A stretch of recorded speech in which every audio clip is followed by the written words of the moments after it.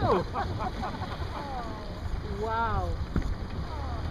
Yeah. So what are they? Atlantic white-beaked dolphins. What's the difference between them and those gray ones you see on TV? Sorry? What's the difference between Well, they're different species, and interestingly enough, the bottlenose dolphins you see just because they handle it better.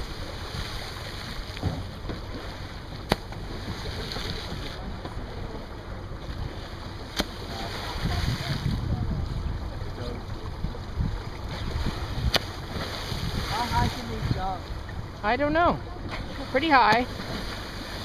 Probably 10 feet anyway. Oh, that was good. Just playing? Probably. Maybe they're showing off. Yeah.